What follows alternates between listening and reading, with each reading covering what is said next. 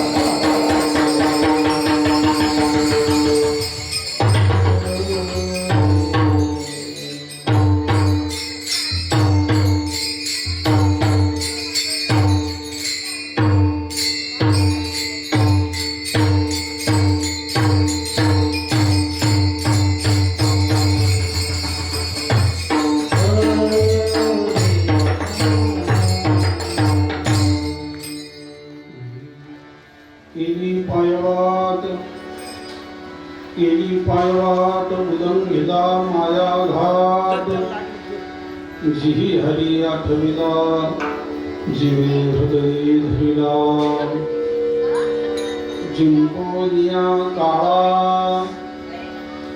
जिंकोनिया काळा वरी गेले भूमंडळा जिही हरी आठविला जीवे हृदयी धरिला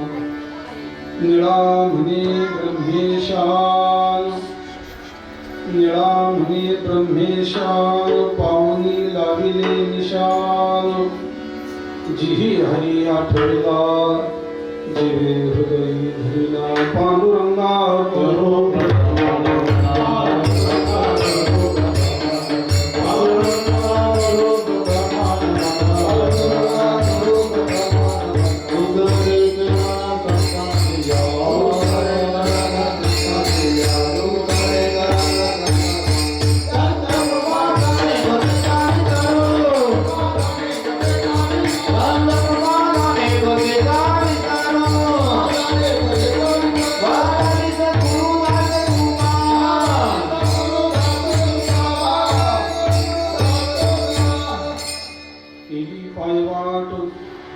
उलंघिला माया घाट जिही हरी आठविला जीवे हृदयी धरिला. आज या ठिकाणी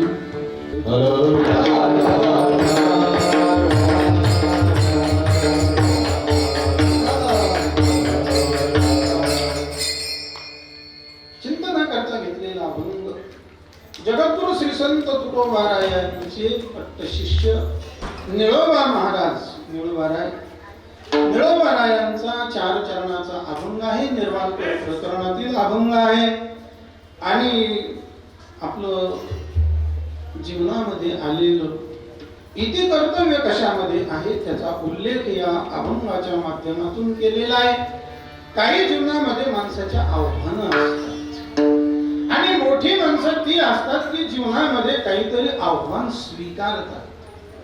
आपल्याला कोणी आव्हान दिलं तर आपण ते आव्हान स्वीकारलं पाहिजे. जसं एखादा समोरून शत्रू आहे आणि तो जर ललकारत येत असेल तर खानदानी शत्रू हा घाबरून पळत. जो योद्धा असतो तो योद्धा शत्रूला पाहून पळत नाहीये तर शत्रूच्या बरोबर लढण्याचं सामर्थ्य त्याच्यामध्ये असते.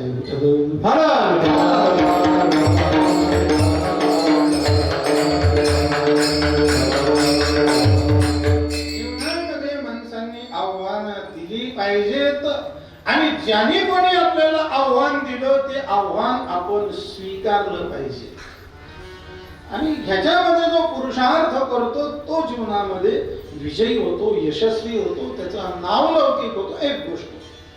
दुसरी गोष्ट, जीवन जगत असताना माणसांनी जबाबदारी स्वीकारली पाहिजे. जो मनुष्य जबाबदारी स्वीकारतो आणि स्वीकारलेली जबाबदारी अगदी निमूटपणाने पार पाडतो तो मनुष्य जीवनामध्ये मोठा होतो. आता जर माणसाला जबाबदारी स्वीकारायची नसेल तर तो मोठा होईल कसा?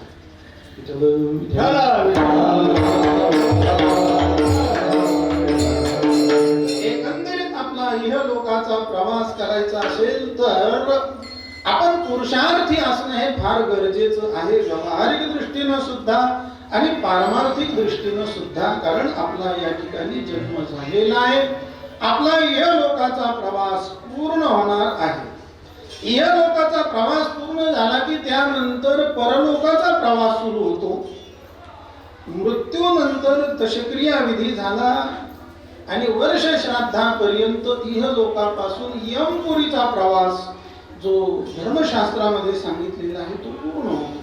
म्हणजे इहलोकाचाही प्रवास आहे, परलोकाचाही प्रवास आहे. तसं ज्ञानोबा बोलतात की जीव हा प्रवासी आहे.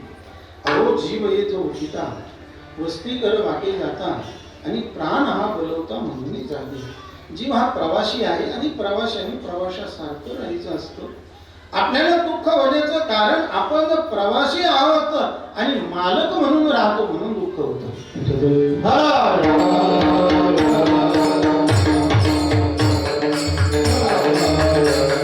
प्रवास सुरू झालेला आहे आणि मुक्कामापर्यंत आपण पोहोचलं पाहिजे. हे आपलं इथे कर्तव्य आहे. शहाण्या माणसाने आपली ओळख करून घ्यायची आहे. आपल्याला कुठपर्यंत जायचंय, आपला प्रवास चालू झालेला आहे. कुठेतरी टाइमपास करत थांबायचं नाहीये. ज्ञानोबा फार गोड बोलतात, अभ्यासाचा उचलता पाऊली जरी चालता तरी दिवसा आधी ठाकिता सोहम सिद्धीचे.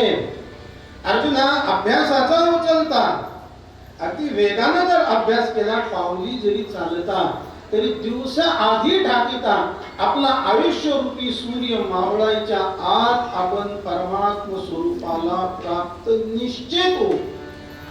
पण त्याच्याकरता थोडा वेळ केला पाहिजे, काही केली पाहिजे. तर जसं आपल्याला एखाद्या असेल तर आपण कुठल्याही धाब्याचा लाभ घेत नाही, कुठेही हॉटेलमध्ये थांबत नाही. वेळेमध्ये आपल्याला जायचं असतं, टाइमपास करायचा नसतो तर आपण तिथपर्यंत पोहोचतो. तसं या जीवनामध्ये आपला भक्तीचा प्रवास सुरू झालेला आहे आणि त्या भगवत प्राप्तीच्या प्रवासामध्ये अनेक अडथळे आपल्या समोर येतात. ज्ञानोबा बोलतात, अगापै पंडुकुमारा एका स्वरूपाची घरा करीत असे आडवारा विश्वाभासू. हे अर्जुना, या आत्मस्वरूपाला परमात्म स्वरूपाला प्राप्त होण्याकरता विश्वाचा आभास हा जीवाला सर्वात मोठा प्रतिबंध करतो.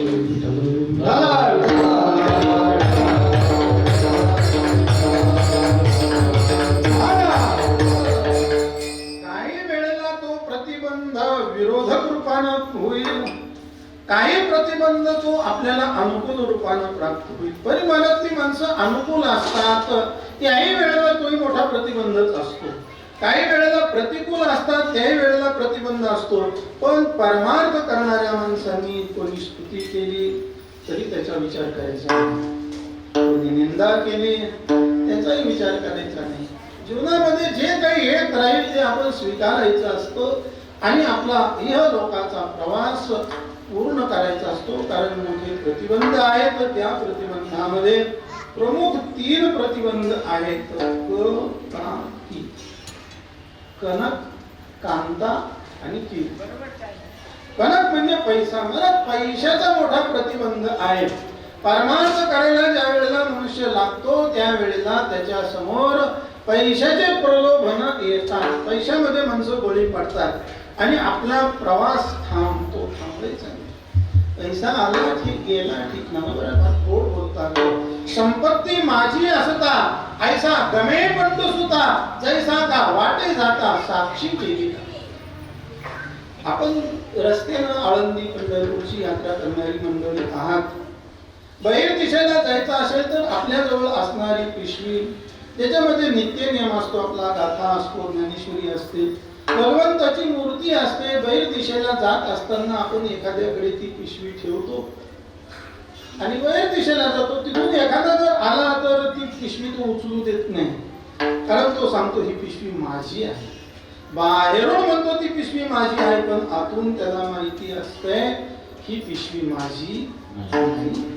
तसं संपूर्ण वैभव मिळाल्यानंतर त्याला माहिती असतं संपत्ती माझी असता ऐसा गमे पण सुता, जैसा का वाटे जाता साक्षी ठेविला. त्या साक्षी माणसाप्रमाणे आपण आपल्या संपत्तीवर राहावं.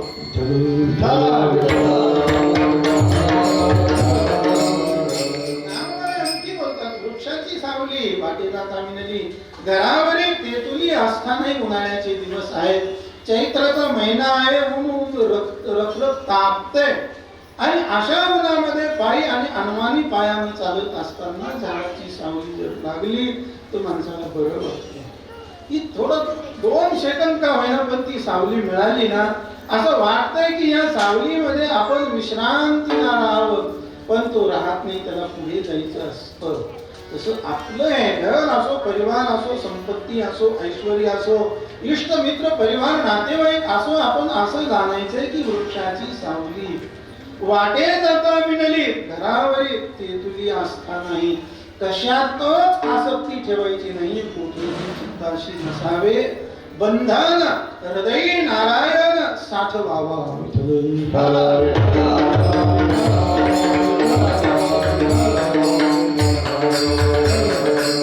प्रतिबंध भगवत स्वरूपाला प्राप्त होण्याकरता अतिशय कठीण प्रतिबंध आहेत. प्रतिबंधामध्ये काही भूत प्रतिबंध आहे, काही भावी प्रतिबंध आहेत, काही वर्तमान प्रतिबंध आहेत. पण प्रतिबंध आहेत एवढं मात्र नक्कीच. आणि कुठेही जरी आपण थांबलो ना तर आपल्याला सुख मिळणार नाही. आपण जोपर्यंत आपल्या आत्मस्वरूपाला प्राप्त होत नाहीये तोपर्यंत आपल्याला सुख नावाची वस्तू मिळणार नाही. ज्याप्रमाणे नदी ही समुद्राला मिळत नाही तोपर्यंत ती पूर्ण होत नाही, तसा जीव हा परमात्मा स्वरूपाला मिळत नाहीये तोपर्यंत जीव हा पूर्ण होत नाही. जीव म्हटलं कीच अपूर्णता, जीव म्हटलं कीच दुःख, जीव म्हटलं की मायेचे सर्व प्रतिबंध आहेत.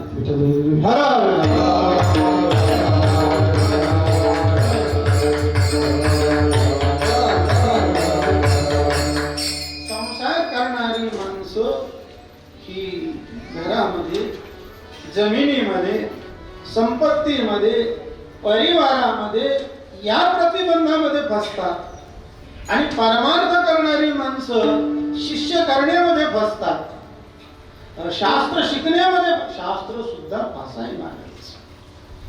पंचदशीमध्ये विद्यारण्य स्वामींनी फार गोड सांगितलेले, पलालमिव धान्यार्थम त्यजेत ग्रंथम अशेषतः. ग्रंथ शिकायचे आणि शिकलेले ग्रंथ विसरायचे. शिकायचे कशा करता? विसरण्याकरता. उत्तर तेच.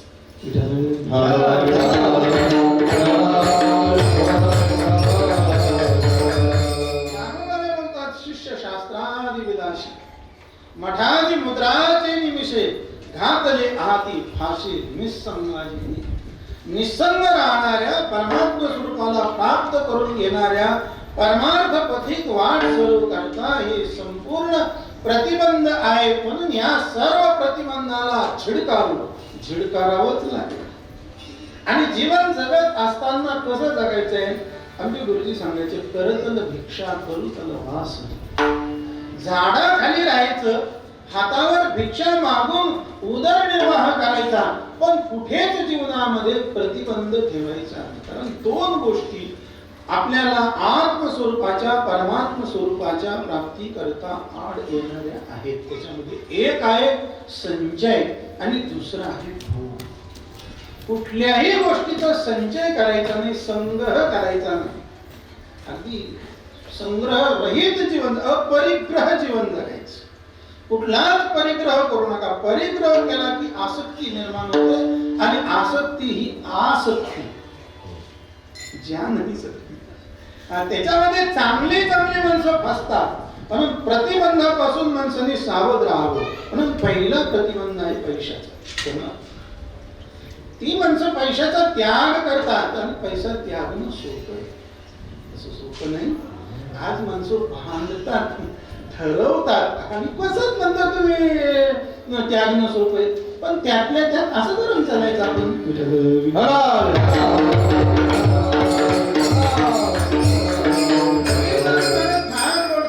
पैसा त्याजना सहज आहे. सहज नारी का स्नेह, स्त्रीचा मोह सोडणं सहज आहे. तसं सहज नाही. चांगले चांगले महाराज घायाळ झाले. त्याच्याकरता मी बोलेल पुढे. त्याला माणूस फार मोठा पुरुषार्थी लागतो. चला प्रसंग आठवला म्हणून सांगतो. प्रभू रामचंद्र सीता आणि लक्ष्मणाला घेऊन वनवासाचा प्रवास आरंभ करतात. आणि प्रभू रामचंद्रांना असं वाटलंय की सीता ही तरुण आहे, सुंदर आहे. तर सीता आहे महाराज, जगन्नाथ आहे. सीता ही तरुण आहे, सुंदर आहे, एकांत आहे. आणि लहान भाऊ हा सुद्धा तरुण आहे. आपण कुठेतरी कंदमुळ फळ आणण्याकरता जातो. मी ह्यांची परीक्षा घेतली पाहिजे. त्यावेळेला प्रभू रामचंद्रांनी लक्ष्मणाला विचारलं, लक्ष्मणा, अग्निकुंड समो नारी, घृतकुंभ समो नरः, गोप्यम दृष्ट्वा परस्त्रीणांच कस्य नो विचलितं मनः. प्रभू रामचंद्र लक्ष्मणाला विचारतायत की स्त्री ही अग्नीचा कुंड आहे. अग्निकुंड समो नारी, घृतकुंभ समो नरः. पुरुष हा तुपाचं भांड आहे आणि तुपाचं भांड अग्नीवर ठेवल्यानंतर ते वितळणार. अग्निकुंड समो नारी, घृतकुंभ समो नरः, गौप्यम दृष्ट्वा परस्त्रीणांच. एकांतामध्ये तरुण आणि सुंदर स्त्री पाहिल्यानंतर कस्य मनः न विचलितं. लक्ष्मणा, कुणाचा मन विचलित होत नाही. प्रभू रामचंद्राच्या प्रश्नाला लक्ष्मणाने उत्तर देण्याच्या अगोदर मी तुम्हाला थोडं विचारतोय. एकांतामध्ये तरुण आणि सुंदर स्त्री ज्या वेळेला कामी नजरेनं पाहते, भरतृहरीचा एक श्लोक आणखी त्याच्यात बोलतो. कांता कटाक्ष विशिखा न खनंती यस्य. एकांत आहे, तरुण आणि सुंदर स्त्री आहे आणि कामी नजरेनं पाहते. कांता कटाक्ष विशिखा न खनंती यस्य चित्त निर्न दहती कोप कृशानुताप, ज्याच्या चित्तामध्ये यत्किंचितही परिणाम होत नाही, लोकत्रयं जयति कृत्स्नमीदं सधीरः, तो त्रैलोक्याधीश परमात्म्याला जिंकतो, दुसरा नाही. नुसती वाच. एकांतामध्ये तरुण आणि सुंदर स्त्री कामी नजरेनं पाहत असताना दोन माणसं शांत राहतात. एक तर योगी शांत राहील, दुसरा नपुसक शांत राहील, तिसरा शांत राहू शकत नाही. असा अनेक युक्तिवाद प्रभू रामचंद्रांच्या नजरेसमोर होता.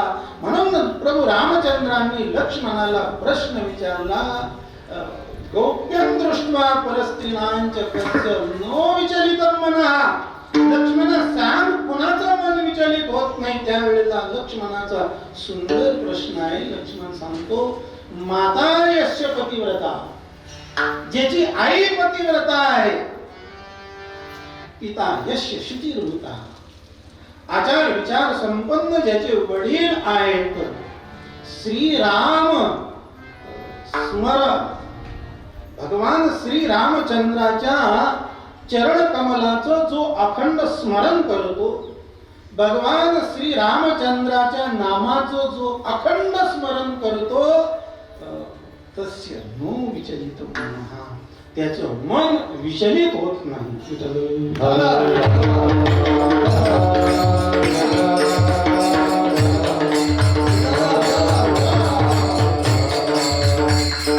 परमार्थ हा पुरुषार्थी माणसाचा आहे, नेभळक लोकांचा परमार्थ नाही.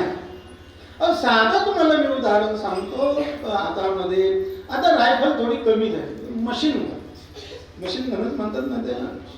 मशीन गन हातामध्ये आहे आणि संरक्षण करण्याकरता उभा राहिला, आणि समोरून एखाद्या सामान्य माणसाने यायचं आणि त्याला थापड मारायचं आणि खाली पाडायचं, आणि मग त्यांनी परत स्वतःला सावरायचं, परत मशीन गन घेऊन उभं राहायचं. परत दुसरं कोणीतरी यायचं आणि एक गाण्यात लावून द्यायचं, खाली पाडायचं, आणि परत त्यांनी संरक्षण. ह्याला काय परमार्थ म्हणतात? तसं आम्ही ज्याचे दास, त्याचा पंढरीय वास, ज्या पांडुरंग परमात्म्याचे, भगवान श्री ज्ञानोबारायांचे, जगद्गुरु तुकोबारायांचे आम्ही दास झालो, तर आणि संसारातल्या सामान्य कामाने यावं आणि आम्हाला थप्पड लावून खाली पाडावं, संसारातल्या क्रोधाने यावं आणि आम्हाला पराभूत करावं, सामान्य संसारातल्या एखाद्या प्रलोभनाने यावं, लोभाने यावं आणि आम्हाला आमच्या ध्येयापासून च्युत करावं, याच्यापेक्षा लाजीरवाणं जीवन काय असलं पाहिजे?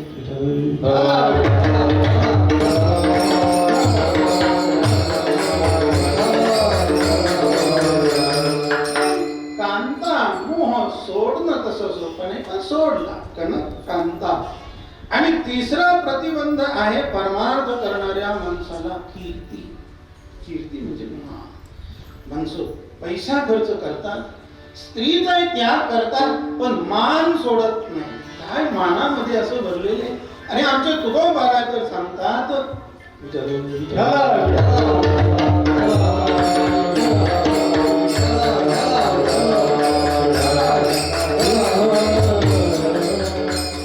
मान दंभ चेष्टा हे तो शुकराची निष्ठा. मान नको, दंभ नको, अहंकार नको, काय नको. मान गोवे अवघे गुंडोनी ठेवावे. मान अपमान हे सर्व माणसाला गुंतवणारे. आणि माणसाला काय असतं असं कळालं पाहिजे की हा समोर फासा आहे. आपल्याला फासा हे कळत नाही म्हणून आपण फसतो. फासा कळला पाहिजे. आपला परमार्थ आणि आपलं कसं चाललेलं आहे. आमचे गुरुजी फार दृष्टांत सुंदर सांगायचे हिंदीमध्ये. एका माणसाने पाखरं पाळलेत आणि ते पाखरं सकाळ झाली की तो सोडून द्यायचं आणि ते पाखरं चरून परत सायंकाळच्या वेळेला त्याच्या घरट्यामध्ये येऊन बसायचे. पण आपली पाखरं सुरक्षित यावीत म्हणून त्या पाखराला तो शिकवत होता. तो शिकवायचा की आरधी आएगा, जाल बिछाएगा म्हणजे जाळं टाकेल, आरधी जाळं टाकेल, दाना डालेगा, खाण्याकरता दाना टाकेल, खायचं नाही. फांसी का फंदा गले में अटक जाएगा. तो असं त्या पाखरांना शिकवत होता. त्या पाखरांनी ते संपूर्ण शिकवलं.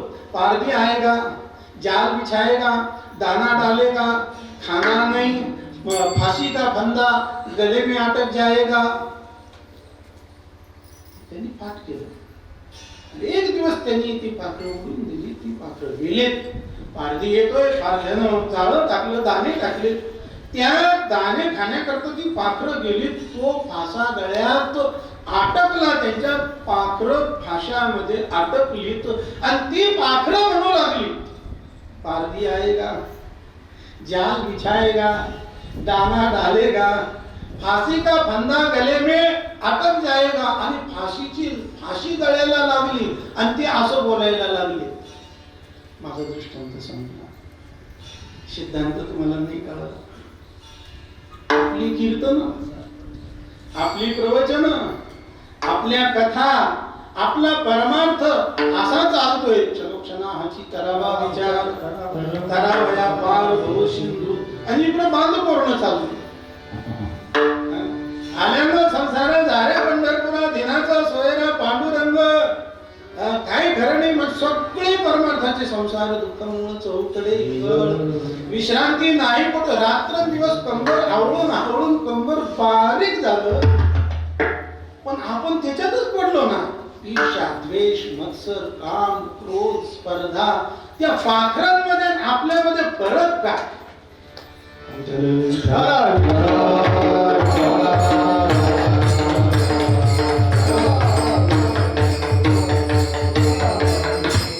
मायेची जाळच अशी आहे की त्याच्यातून सहजासहजी मनुष्य सुटत नाही. मायेच्या फाशातून सुटण्याकरता अनेकांनी प्रयत्न केले.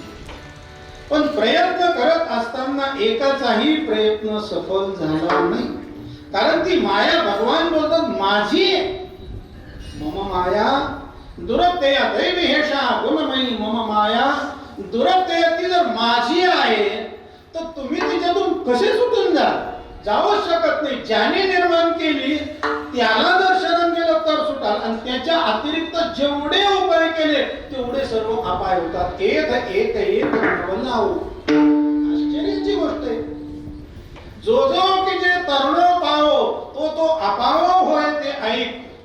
या मायेतून तरण जाण्याकरता तो प्रयत्न केले तर कोणी स्वर्गाला जाण्याचा प्रयत्न केला. याच्यात क्रियेची पेटी बांधवणी घातली पोटी. ते स्वर्ग सुखाच्या कपाटी शिरकोणी ठेवली. यज्ञ करायला लागले तर म्हणती संसारी जन्मीची. यज्ञाधिक कर्म कीजे मग स्वर्ग सुख भोगीजे. म्हणून इह लोकातले भोग मनाचं हरण करू शकत नाही. इह लोकातल्या भोगामध्ये मनाचं हरण करण्याचं सामर्थ्य नाही. म्हणून ज्ञानोबारे बोलतात स्वर्ग सुख भोगीजे. मनोहर यज्ञ करतात आणि स्वर्गाच्या कपारीमध्ये चढले. काय त्यांना मिळतो? फार झालं तर इंद्रपद मिळतं. इंद्र शब्दाचा अर्थच काय? इंद्र शब्दाचा दुसरा अर्थ नाही. जो इंद्रियाच्या मागे धावतो तो इंद्र.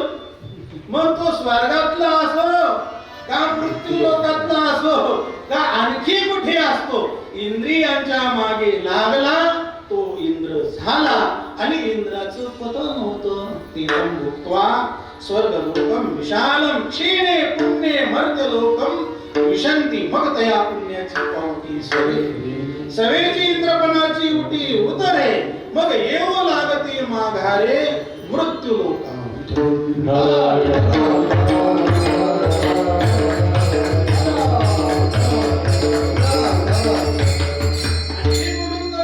अतिशयोक्ती होणार नाही हे मला माहिती आहे. कारण आमच्या साधू संतांनी तेवढा त्याचा निषेधच केलेला आहे. स्वर्ग स्वर्ग म्हणजे काय तुम्हाला समजेल असं एकच शब्द सांगतो. स्वर्ग म्हणजे डान्स बार. बस त्याच्यापेक्षा स्वर्गामध्ये दुसरं काय नाही. म्हणून तुम्ही मला बोलतात काय म्हणे पावटणी करू स्वर्गाची निशाणी.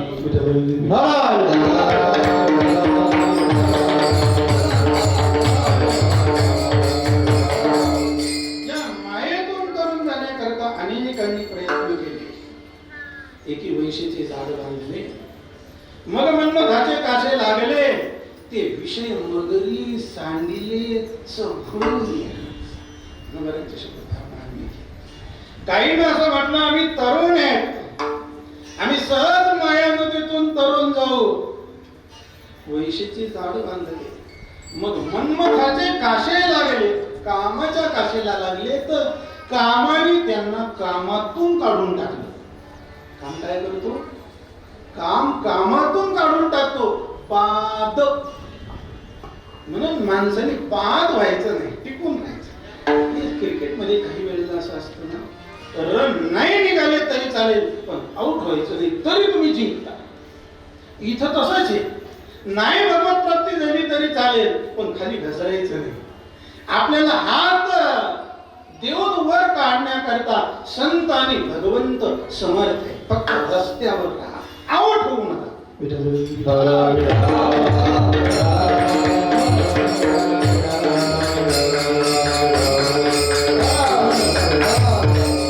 या माया नदीतून कोण तरुण जाते? भगवान बोलतात एक एकची लीला करणे. लीला म्हणजे सहज सहज प्रयत्न न करता एक एकची लीला करले, जे सर्व भावे मज बसले. तया ऐलीच थडी सरले मायाच्या. माया जाळच त्यांना राहत नाही की जे भगवंताला शरण जातात, भगवंताचं भजन करतात आणि भगवंताच्या भजनाच्या अतिरिक्त, भगवंताच्या शरणागतीच्या अतिरिक्त या संसारातल्या प्रतिबंधातून भगवंता करता जाणाऱ्या रस्त्यामध्ये येणाऱ्या प्रतिबंधांना दूर करण्याकरता भगवत स्मरण, सत्संगती आणि नामस्मरण याच्या अतिरिक्त दुसरं कुठलं साधन नाही. आणि नळोबाला सांगतात आम्ही ते साधन केलं.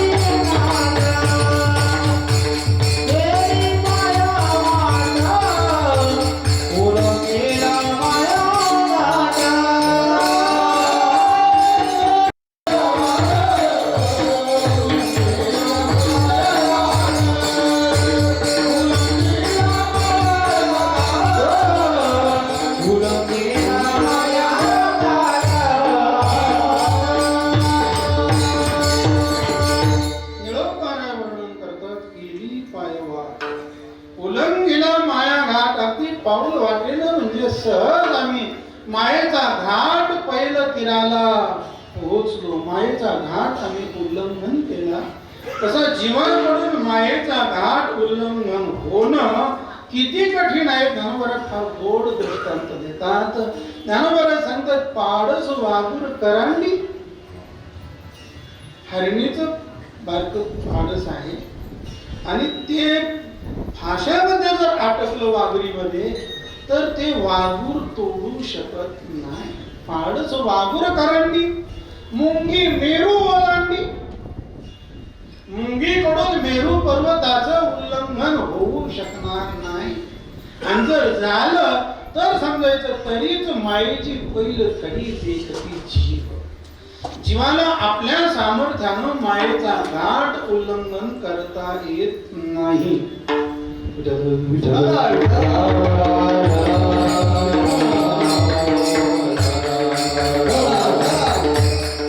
आपली आम्ही तुडी माया जाळ ऐशी नाही बळ कुमान. आपल्या सामर्थ्यानं मायेचं उल्लंघन करावं असं सामर्थ्य कुणाकडे नाही. ते सामर्थ्य कशाचं आहे? पैशाचं सामर्थ्य, सत्तेचं सामर्थ्य, तारुण्याचं सामर्थ्य, मोठ्या वशिल्याचं सामर्थ्य. हे सामर्थ्य तर काय उपयोगाचे नाही. काय उपयोगाचे? दुसरं योगाचं सामर्थ्य. पण ते एखाद्याचं नानुदारे सांगतात की एखादा असतो की तो सहज योगाच्या द्वारा तरुण जाऊ शकतो. तपाच्या द्वारा तरुण जाणं शक्य नाही. तीर्थयात्रेच्या द्वारा जेवढी काही परमार्थाची साधनं आहेत त्या साधनाच्या द्वारा भगवत मायेला उल्लंघन करून जाता येत नाही. साधनी काळाची मुखी गर्भवास शेखी न चुकते. आता त्या साधनावर बोलण्यापेक्षा आपल्या साधनावर बोलतो. आपलं साधन तोपर्यंत असतं तोपर्यंत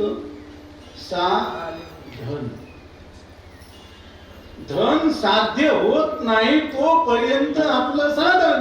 धन साध्य झालं, साधन संपलं. आणि हे साधन कधी मायेला उल्लंघन करून जाणार आहे?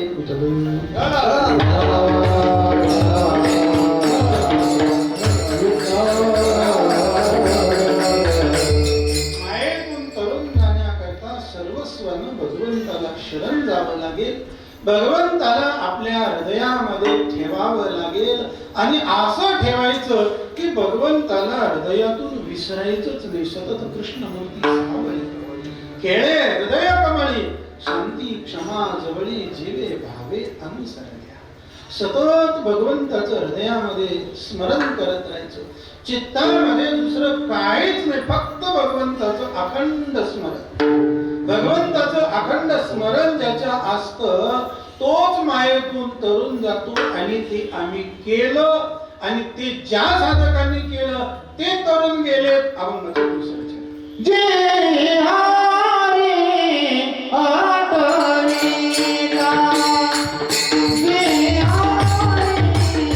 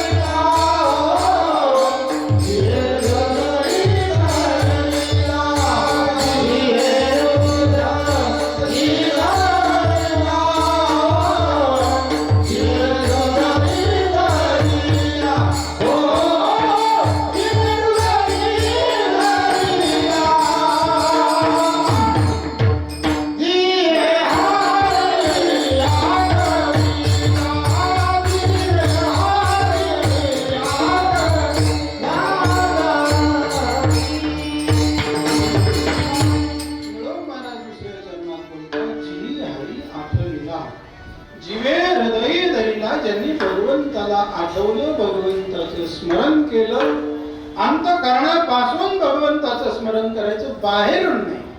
कारण शरीरामध्ये क्रोध राहतो, वाणीमध्ये लोभ राहतो आणि मनामध्ये काम राहतो.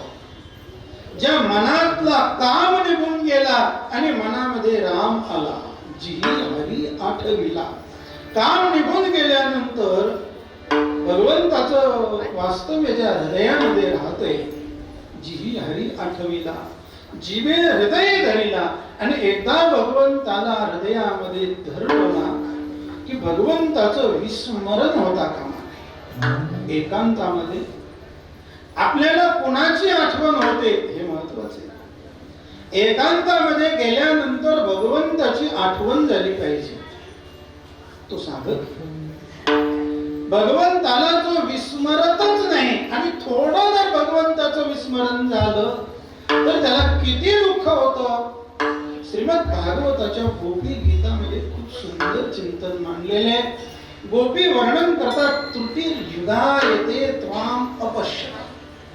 हे कृष्णा, ज्या वेळेला आमची डोळे तुझ्या स्वरूपापासून बाजूला जातात त्यावेळेला, किंवा ह्या डोळ्यावर ज्या वेळेला पापणी उघड झाप करते, त्या एका पापणीच्या उघड झापेमध्ये तुझं रूप आमच्या डोळ्याला दिसत नाही, तर आम्हाला एवढं दुःख होतं की युगांत ओढवलेलं आहे.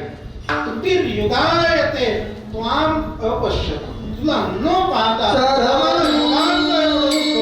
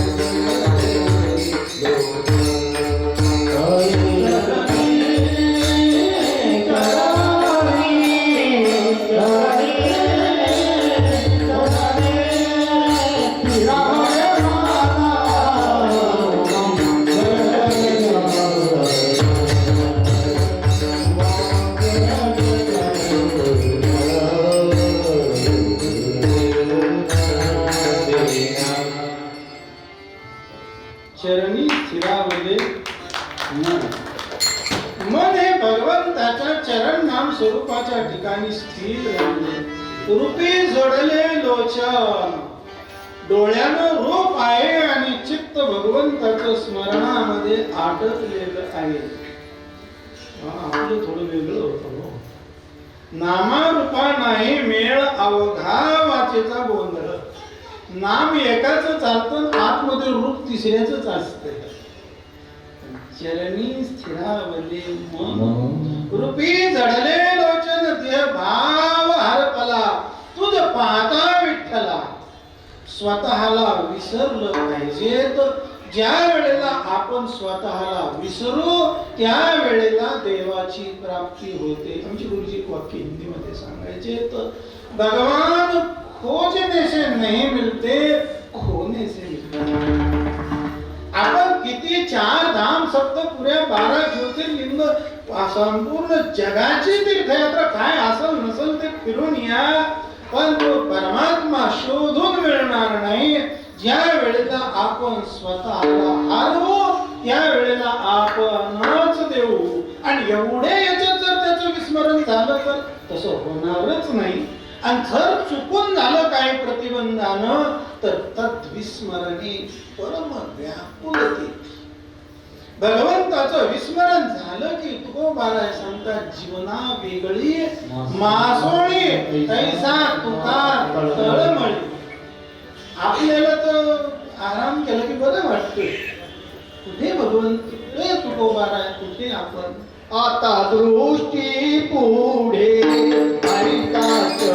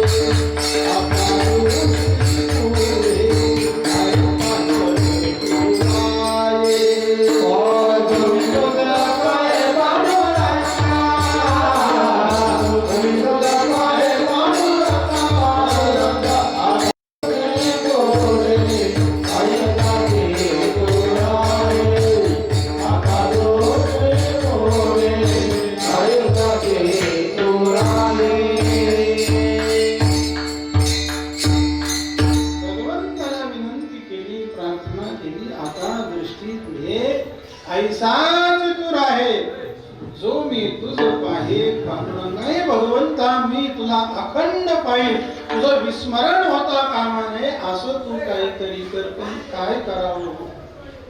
ही साधू संतांची भूमिका आहे. आता दृष्टी पुढे ऐसाच तू राहे. आणि आपण ज्या वेळेला काकड्याला समोर बसतो उभं राहतो काकड आरती करण्याकरता, त्या वेळेला आपलं चित्त कुठेतरी जातं. त्यावेळेला आपल्याला दुःख होतं. खरा साधक असेल तर कामे नेले चित्त नेली अवलोको मुख बहु वाटे दुःख कुठो पाहे. भगवंता तुझ्या समोर उभं राहिलो आणि माझं चित्त विषयानं हरण केलं, मला त्याच्याबद्दल दुःख. म्हणून प्रामाणिक साधक जर असेल ना तर तो स्वतःचं अंतःकरण कबूल करतो. बहु वाटे दुःख कुठो पाहे हृदय, माझ्या हृदयामध्ये काम उत्पन्न झाला आणि काम आला की राम गेला, आणि काम आला की काळ आला. सोपे साधू संतांनी काळाला जिंकलं, याचा अर्थ साधू संतांनी कामाला जिंकलं. अभंगाचं 3रं चरण. कोणी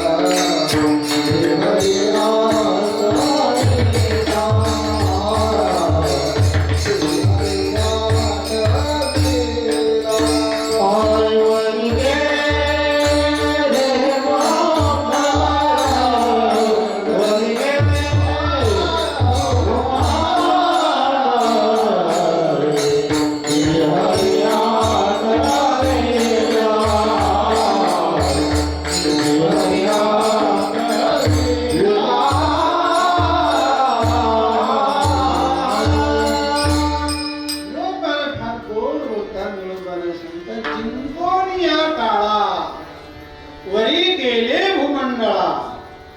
भूमंडळापासून वरती गेले, काळाला त्यांनी जिंकलं. आणि परमार्थ करणाऱ्या माणसाचा परमार्थ तेव्हा सफल होतो ज्या वेळेला तो काळाला जिंकतो. आमच्या तुकोबारांनी जिंकलं. काळ गुलाम सलाम करी तू कया घरी राबत असे जगा काळ काय आम्ही माथा दिला पाय.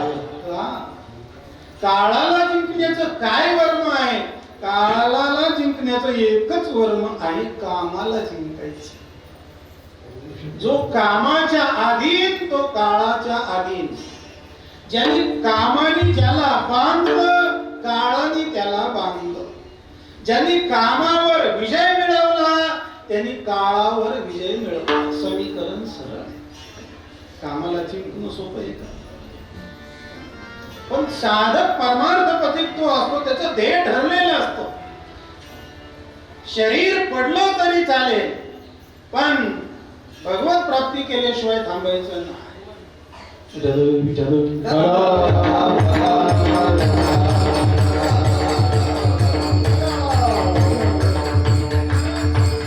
भगवत प्राप्ती करता प्रतिबंध करणाऱ्या जेवढ्या कामना आहेत तेवढ्या संपूर्ण कामना कशा वाटतात.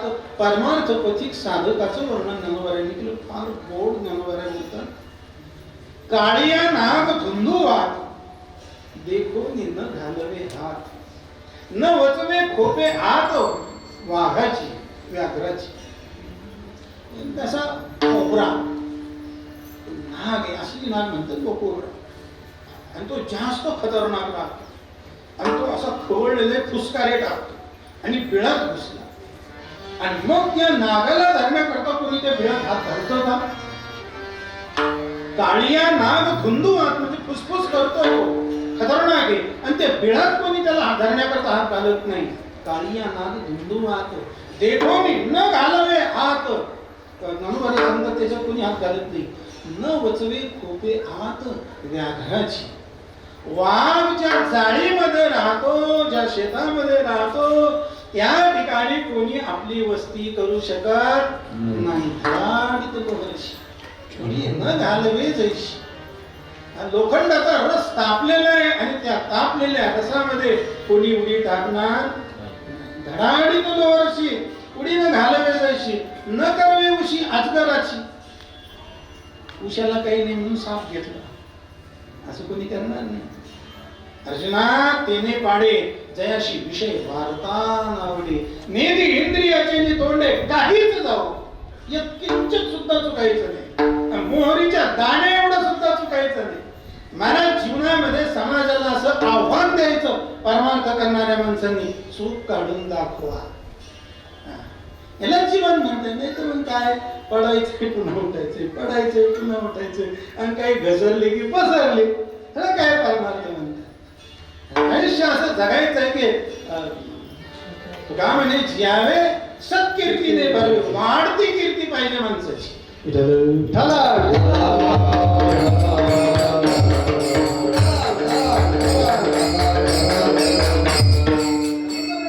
काय सांगावं तुम्हाला.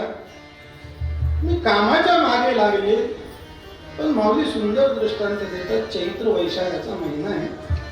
ऊन असं लहान लहान तापते. माळरान आहे, झाड कुठे नाही. आणि अशा वेळेला एक साप फणा काढतोय आणि त्या सापाच्या फण्याखाली उंदीर येऊन राहतो. मला सांगा ज्ञानोबा म्हणतात हे असो आगवी बोली, सांगपा सर्व फणीची सावली, ते शीतल होईल केतुली मुषकाशी. अरे एवढ्या उन्हामध्ये सापाच्या फणीखाली उंदीर सुखानं किती वेळ राहणार आहे. तसं संसाराच्या सुखाच्या सावलीमध्ये जीव किती वेळ राहणार आहे. राहूच शकत नाही, गिळंकृत होतो.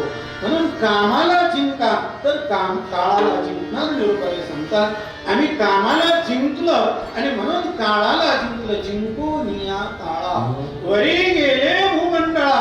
ज्यांनी देहाचा संबंध सोडला, स्थूल शरीराचा आणि स्थूल शरीरी संबंधाचा संबंध सोडला.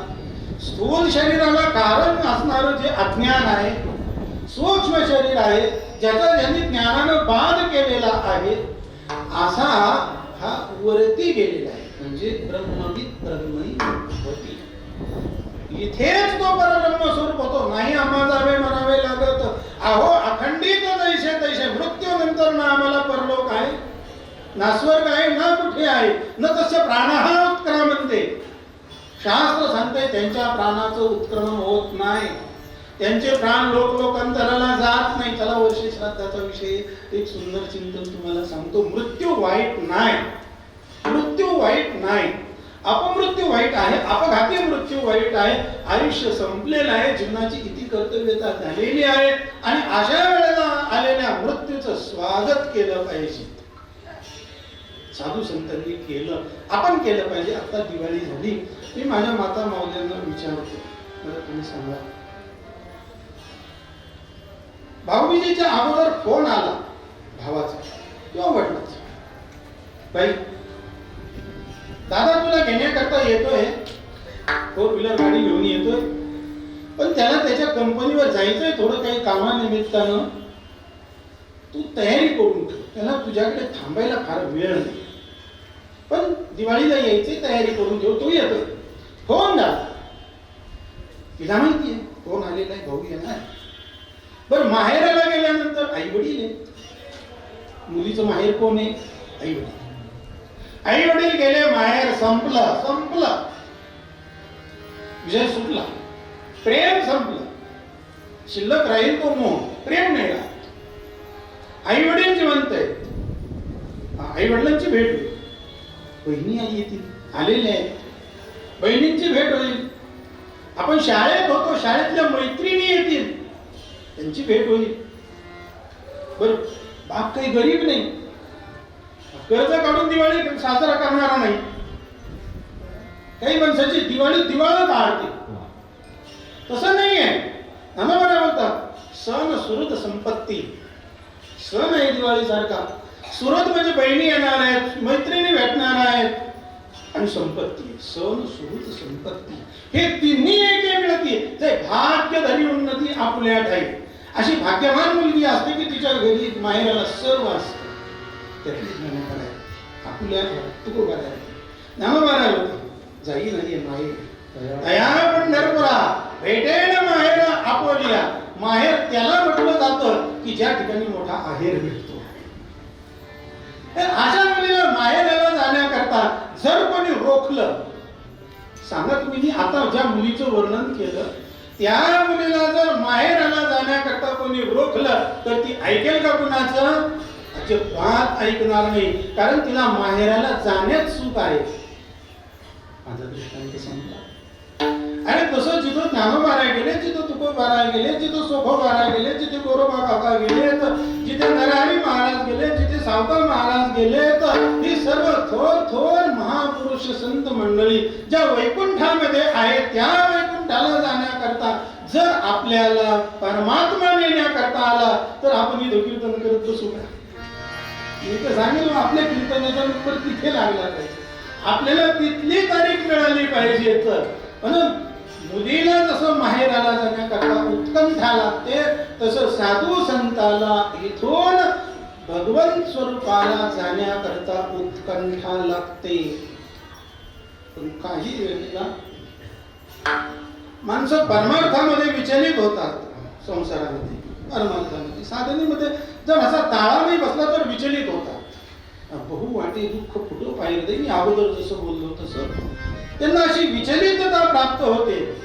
इथली माणसं रोखतात आणि त्यांना सुद्धा जावं वाटत नाही. अशा अनेक गोष्टी घटना माणसाच्या घडतात. पण शब्दाजोगी उत्तम, मला असं वाटायला लागलेलं आहे की मला परमात्मा नेण्याकरता येतो. इथला कितीही मोठा प्रतिबंध मिळा असला, किती मोठा मठ मिळो, आश्रम मिळो, धर्मशाळा मिळो, किती लौकिक मिळो, मान मिळो, इथलं काही सुद्धा मिळू द्या, इथे कशामध्ये गुंतायचं नाही. कितीही लोक आपली राहण्याची अपेक्षा करतात. एक वाक्य सांगून जातो, आपण गेल्यानंतर आपल्याबद्दल जर उणीव भासत असेल तर आपलं जीवन सफल समजायचं. आपण जिथे राहतो, जिथे वास्तव्य करतो ते सोडून गेल्यानंतर जर आपली पोकळी निर्माण होत असेल, समाजाला जर खंत वाटत असेल, तर आपलं जीवन सफल आहे. नाही तर बरं झालं हो, बरं लागली. हे जीवन आपण अपयशी म्हणून समजायचं.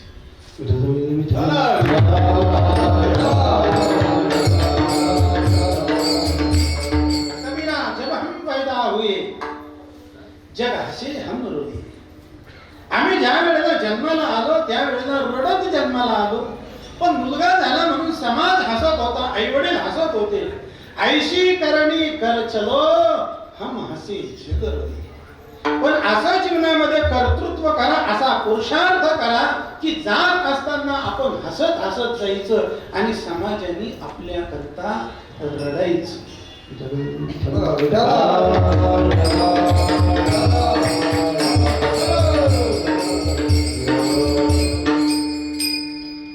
ब्रह्मेशामा परवडते वाढणे नाही जीवाते, तेथोनी मग बरवते ब्रह्मची.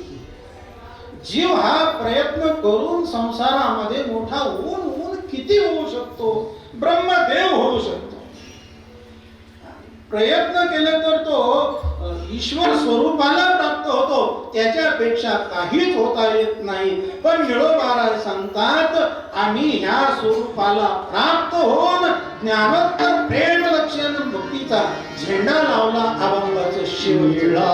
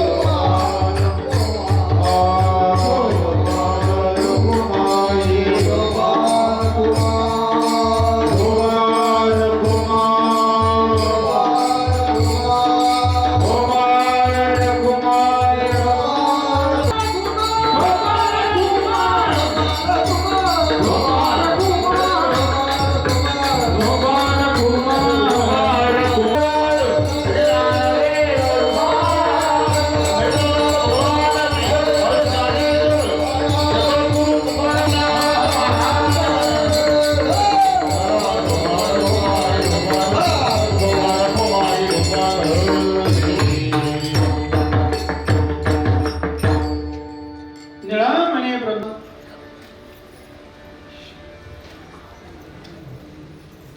ब्रह्मस्वरूप, ब्रह्मदेवाचं स्वरूप, ईशान म्हणजे भगवान शंकराचं स्वरूप आम्हाला प्राप्त होऊन आम्ही ज्ञानोत्तर प्रेम लक्षणा भक्तीचं दिशान लावलं. जीवन एक छत्र आज या ठिकाणी मंडळी, भाविक भक्त मंडळी उपस्थित झाला. काय ज्ञानोबऱ्यांचं गोड नाही हो. अहो कैवल्याचा पुतळा, ज्ञानोबऱ्यांचं ज्ञान गोड, ज्ञानोबऱ्यांचं शरीर गोड, ज्ञानोबऱ्यांचा आवाज गोड, ज्ञानोबऱ्यांचं सर्वच गोड होतं, सर्व गोड होतं ज्ञानोबऱ्यांचं. ज्या वेळेला कीर्तनामध्ये ज्ञानोबरा चाल म्हणतात त्यावेळेला कीर्तनामध्ये रंग भरतो आणि त्या प्रेमामध्ये साक्षात परमात्मा नाचायला लागतो. असं ज्ञानोबऱ्यांचं वैभव आहे. तशी ही मला साथ करणारी गोड मंडळी आहे, ज्यांनी या सर्व मंडळीचा आमच्या कीर्तनाला संयोग घडवून आणला. त्या मंडळींना म्हणजे आयोजकांना मी पहिले मनापासून धन्यवाद देतो.